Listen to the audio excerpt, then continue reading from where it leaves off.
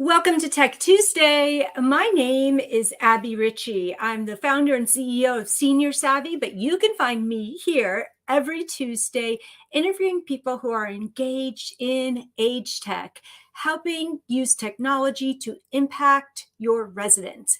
Before I introduce my guests, let's go ahead and run our intro.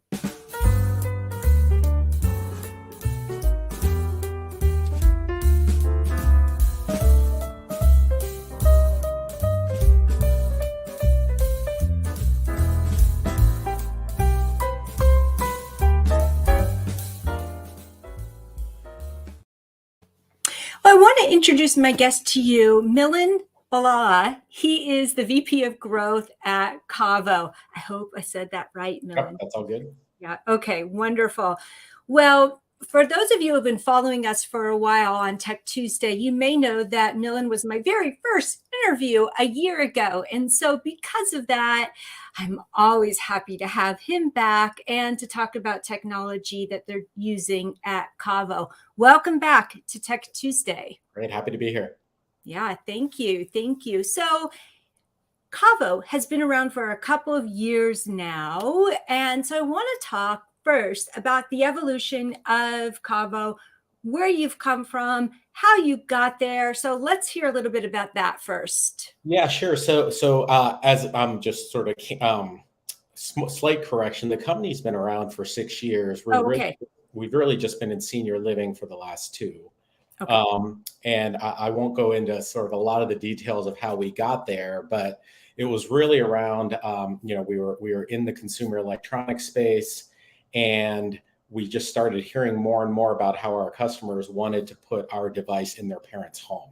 Mm-hmm. And so that's really where the whole research project started. That's where we really learned about senior living as a whole. And back when you and I first talked is when we were really just introducing ourselves to our first set of customers in senior living. And it was really around an extension of what we were already doing in the consumer side, which is just, making the TV watching experience as pleasurable as we possibly could. Seniors are big fans of watching TV and have been used to watching TV their entire lives. And so it just made logical sense that we enter that space as well. And that's really what the first part of our journey was all about, is can we port what we were doing in our consumer life over to the senior living market and sort of add that piece of functionality to that space.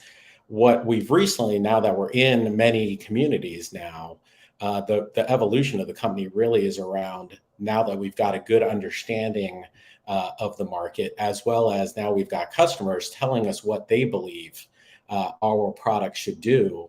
It's really starting to merge the technology with the priorities in the industry, and really starting to see, are there ways we can better support residents? Are there better ways we can support staff, and also families that are now sort of engaging with the platform as well? And so that's really the phase we're in now.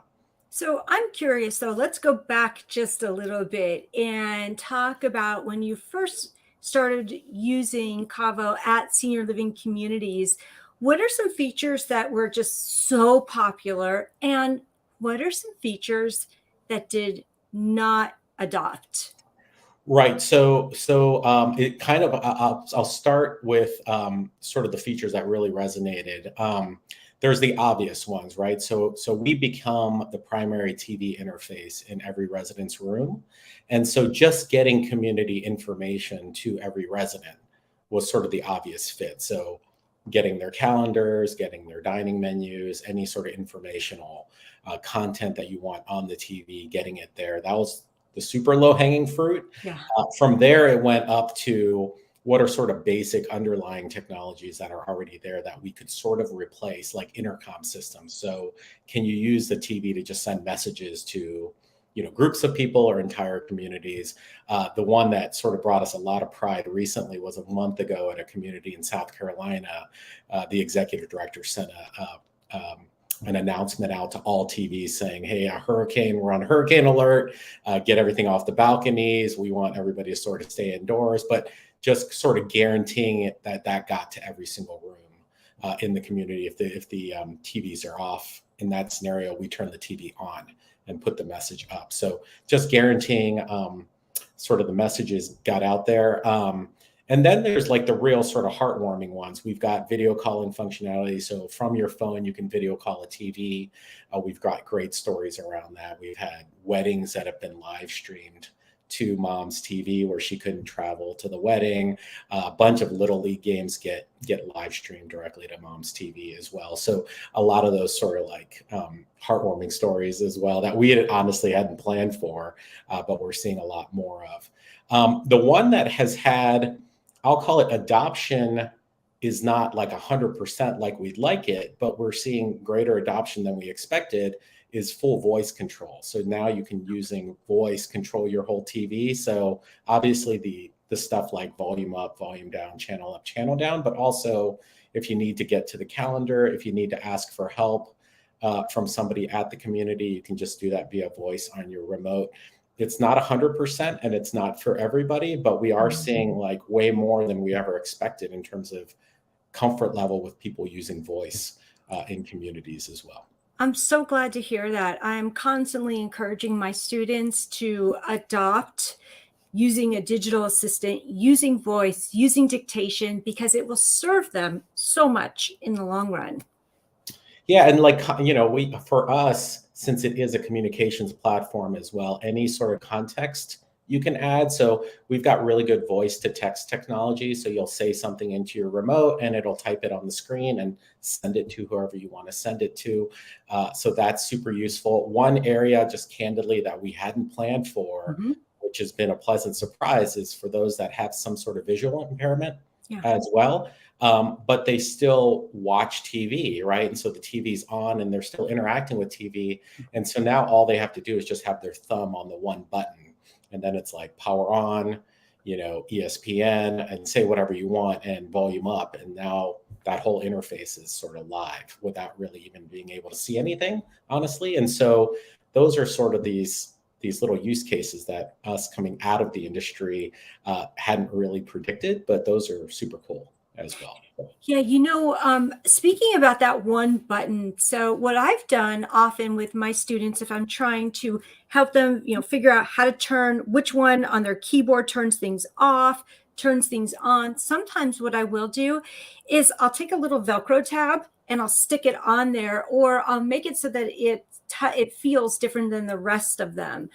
And that has been a really great tip for a lot of my students who don't always know on a keyboard how to turn something off. Yeah, and that's been a fun for us as well. Like, this is like what you're doing there is really sort of bridging like old technology with new technology, like a Velcro with voice, and how to sort of make it all work for the scenario that you're in. We do similar things with little like tactile things that we put on the remote to make it easier for folks to see. But yeah, it's just been that whole interaction and engagement has been really cool. And even with the technology that we're talking about today, this 311 technology, the whole voice piece of it has been huge in actually making that work the way we want it to work. And so that's been super cool also. So tell us about 311 technology. Is it released yet? Are you still testing it? What's it like? So we're now in, I'd say, a handful of communities with 311. We've released it as a module, so it kind of adds on to other things that communities are already using of ours.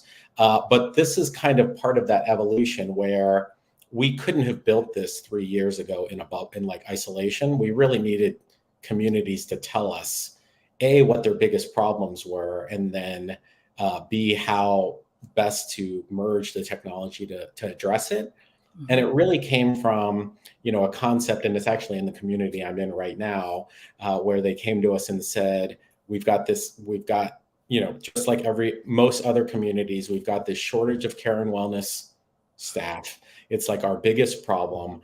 You know, it's not just shortage, but it's turnover, it's training, but it's kind of to the point where it's not really preventing us from filling the next room, but it really makes us think about whether we can fill the next room or not. And so it's a challenge for us.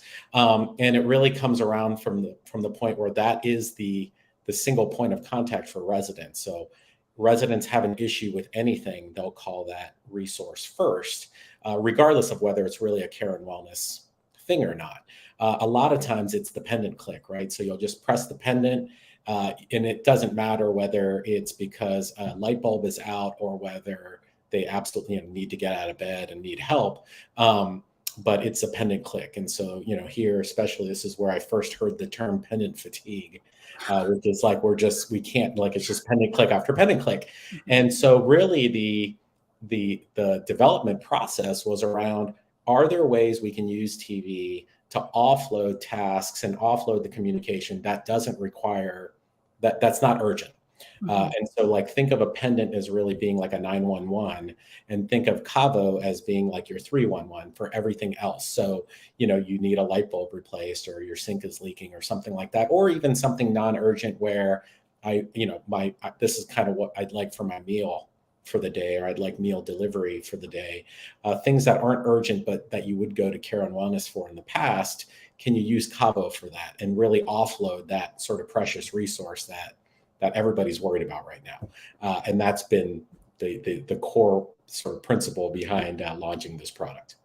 So walk us through it, because I haven't seen it and I don't know how many people have. So walk us through it. How does it look different in your interface? Right. So it's really simple, and we can have a separate session where I can actually walk you through the demo as well. But you can kind of just think of it as pressing a button on your remote control. Mm-hmm. The TV changes to a screen where you get an option of picking different things, like, is it a maintenance problem? Is it an activities question? Is it a dining question? You click on that, one more click, and now the staff has some context, and you can add voice to this as well, has some context around what you want, and it goes into a case management system. And so now that can be assigned to somebody. Every step of the way, the resident is getting an update. So, if it's a light bulb thing, okay, Jerry has been assigned to your task. Jerry can send a little note to your TV saying, I'll be there this afternoon. That'll show up on the TV. The resident can respond and say, I won't be there in the afternoon. Can we do it tomorrow morning? But the whole interaction can happen via the TV interface. And then it can be resolved there as well. There's all the reporting that you'd want that goes along with that, like what was open today, how long did it take to close, are there resources that are being overwhelmed, is there a different way we should manage these things? So all the analytics is there as well. But it really is now allowing residents to use TV to ask for things versus not. I mean, the benefits are sort of obvious when it comes to this. There's the obvious offloading of care and wellness resources. It's allowing them to focus on the things that they really were hired to do. Yeah. It allows them to react to urgent things faster, because now they're not running around doing less urgent things. Mm-hmm. And it's allowing the residents to get just a clean update of things as well along the way. So just a kind of a better user experience or interactive experience as well. So we've seen sort of a ton of benefits all over the place, soft and hard benefits, along the way. It's been a lot of fun. I love the aspect of the data tracking there, because I think within data tracking is where your next feature comes from, right? Or where your next hire is coming from. So if you have an increase of maintenance issues, that you need more maintenance over nurses. Yep. Yeah, and just sort of getting a clean sense of responsiveness, getting good feedback from the resident along the way. And, just then there's like other soft ones, like at this community specifically and their sister community where this technology is already installed. They don't use paper anymore for anything. So there's no like paper tickets asking for anything that get lost along the way, or who knows who got a hold of it last. It's actually now managed in like a sort of disciplined way as well. There's escalation paths that you can create and those types of things. And so that's great. I'm paper phobic. Like anytime, like if it's on paper, I'm like, oh, I don't even want to print. But I know that that's different for a lot of my students. They like to have the hard copy in their hands. Yep. And I mean, and that's part of it's fine as well. The primary driver here has just really been visibility. Like, right, when you got a piece of paper that gets lost somewhere, now you've lost track of sort of the macro things. Mm-hmm. And so that's really sort of been the driver. There's also, it's not primarily the use for assistance tiles, but a lot of times residents will have TV issues, for example, like they can't get to a certain channel or they don't know where the Vikings game is or something like that. And, based on our technology, like the technology we've had forever, you can actually remotely go into the TV and turn the TV to the Vikings game from your phone. And so this has been really helpful, not just for the assistance piece, but also not just for the 311 piece, but for all of our other functionality as well, is you can remotely, like over the weekend, if you want to respond to something, you can just do it from your phone. And you can't really do that if there's like some paper box in your thing, And so that's been sort of just a side benefit of the whole thing as well. That's awesome. I want to ask you about something else that maybe I missed or I'm just not sure. You mentioned the ability to do a video chat. Does your technology have a camera built into it? It does. I mean, it's got a lens cap on it and it sits over your TV. And it does have a full video calling capability. And so that the heavy users, candidly, of video calling are not the staff. It's generally family. Mm-hmm. It's generally, honestly, the adult daughter is our heaviest user of video calling technology. And it's just, the real benefit, it's not even I'll call it a technology thing because TV's been around for a while. It's really the fact that TVs, even in this demographic, are the largest interface in the room, right? Like everybody now has a TV that's over 45, 50 inches, regardless of the size of their living room. And it's the loudest speaker in the room as well. And so, for better or for worse, we're all going to deal with either visual or, hearing type of issues as we get older. And just having that interface that already exists in everybody's room to use, in a way like video calling or any other sort of communication that you want to do is just sort of a gimme, when you've got that already in the room, you may as well use it. And so that's kind of really where the driver has been. Yeah, I think it's just that one piece of it having a camera in it that is a challenge for a lot of people with privacy. But once you have the camera there, it opens you up to so many other options like telehealth, video chats, obviously. But without that, you have to add something else in. Yeah, and it's sort of just like, think of it as FaceTime, but on the TV, right? And so you still have to pick up a call using your remote. It's not like it's just the camera's on or anything like that. And so the privacy piece has honestly not been a huge concern. And there's a physical lens cap as well, but we haven't even seen people really close those lens caps. And so it's been a cool, the use cases have just been really, really cool. There's a community that we've got in also in Minnesota as well that is using it to do nurse triage, right? So for after 5 p.m., they don't have on-site nursing for after hours. And so if the care and wellness person goes to a room and they need to engage with the nurse and the resident at the same time, they just start a video call using the TV and the nurse jumps on as well. So there's a lot of cool use cases even outside of the family interaction that can be leveraged when you've got that sort of big screen that you can use to communicate. So absolutely. And with the big screen, it's fixed. So it's not moving around and someone's not holding it. And, you're not looking at the ceiling fan. Battery doesn't die on it, stuff like that. Right. So. Right. I love it. I love it. So tell me, is there anything else that's happening with 311 that we need to know about? No, so we're just leaning into it. So right now it's just sort of the Rev 1 of it. The ask has really been, can we add more interactivity to it? So once you're in it, can you just make decisions and choices based on that? The obvious asks are around, can you make like meal decisions, like pick one or the other? And so that's kind of what we'll lean into going forward is, can we just really, really stretch that functionality out? And then can we pull family into some of this as well? So right now, the core product is really focused around the interaction between residents and staff. The next piece of it, just like our wellness checking, like the way we went with wellness I'm okay checks is, something pops up on your TV, you press the I'm okay button, and the staff is kind of okay with the fact that you're okay for the day. We extended that to family as well. So now family can do their own I'm okay checks.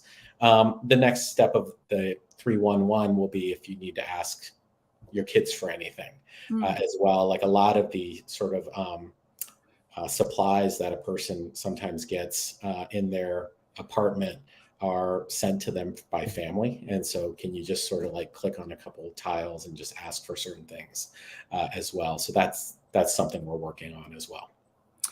Yeah, I think, as you mentioned earlier, and as Steve commented, that this is really effective for reducing staff burden. And when it comes down to it, how you can be using your staff so that they're used to their best abilities. I think that is so significant, because that's solving a problem in senior living, which is the staffing and the workforce piece of it, for sure.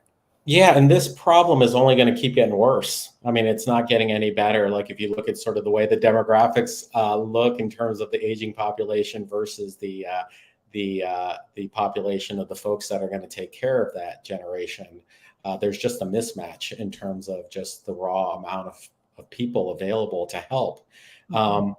And so, I mean, I'd say 8 out of 10 communities we talk to right now have a shortage. Like they've got open recs for entire care and wellness, as many care and wellness folks that want to join, they're willing to bring on.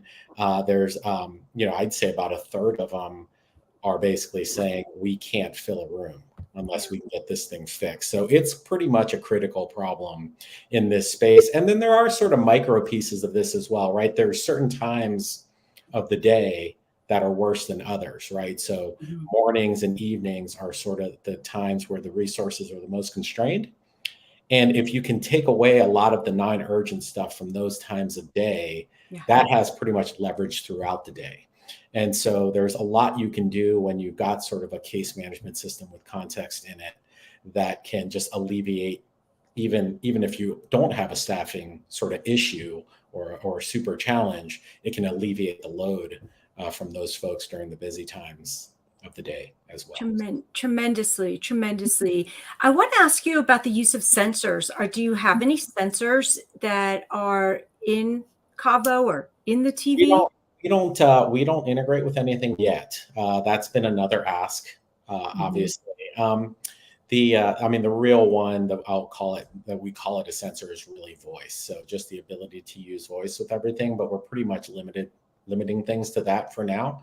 But that will be the next phase. I mean, we get asked every day about how we're going to integrate into telehealth, telemedicine, as you mentioned earlier, types of systems, and they're all starting to integrate with sensors as well. So it's going to be something that's going to have to happen at some point. It just hasn't been sort of a super high priority yet, but it's coming, I'm sure. So yeah. Yes, people ask me about them often. And so, Milan, I want to know, what are you working towards right now, and what else can we anticipate from Caavo? Yeah, I mean, there is we had the whole TV watching experience pretty much nailed. However, it wasn't really nailed in a way that allowed for a lot of collaboration. And so now that we've got a platform where staff, family, and residents are all playing on the same field together, there's just a lot more you can do in terms of like content management. What we're seeing is, for example, because our technology is so intuitive, really, for seniors in general, we see the uptick in like Roku usage, for example. So they're happy to just plug a Roku into the back of a Caavo, and now they can start watching Netflix, but their kids can also help them watch Netflix. If they're like a little scared of the whole thing or whatever, you can actually now tie kids and family into that whole watching experience as well. And so we're seeing just new content being watched as part of this experience as well. The other pieces of it are around just using video and audio for more stuff. So I'd mentioned the whole concept of being able to send a message out to every TV. The next obvious ask was, can I send a video message out to every TV. And this is coming from like senior levels of community management to say, can I just send a daily tip for the day? Or I want everybody to exercise today, or I want this, or a little message, a verbal or video message sent out to the entire community. So doing more and more with video chatting. We're asked for, can kids leave video messages on the that now residents can go back to? Like what we see when family sends photos to the resident on their TV, what we see is that residents will just leave it on the photo screensaver all day, and they'll just look at kids' pictures all day. And so we really want to lean more into just sort of like the happy stuff, right? Like, what is the stuff that day to day, minute to minute is going to bring sort of residents joy? And it really is, a lot of it is based around family and family interaction. And so is there more and more we can do to sort of facilitate that? So that's really what we're leaning into. Well, I think you can highly anticipate that more and more residents are going to be receiving Roku sticks for the holidays. Yeah. It happens to be one of the number one tech gifts that my students receive and have questions about. So definitely anticipate that happening in January with a lot of questions.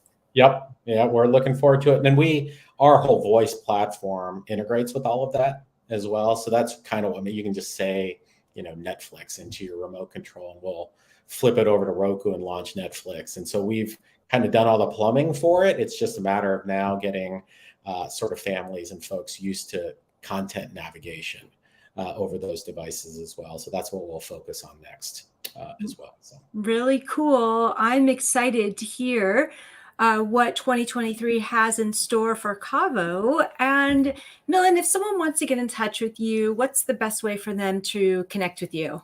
Feel free, honestly, to reach out to me directly. It's just milan@caavo.com. Certainly reach out to me. And I can certainly point you in the right direction. We're sort of pretty active now in terms of installs going on in the community level. So we may already be talking to the community that your family might be in. But yeah, certainly, feel free to reach out to me directly. All right, you got it. Well, thank you again for coming on Tech Tuesday. You're one of my favorite guests for sentimental reasons. And I just want to wish you a wonderful holiday and New Year. You too. Thanks, Abbie. You're welcome. Thank you all for joining us today. If you have any questions, feel free to reach out anytime. We're here on LinkedIn, and we'll see you back here next week.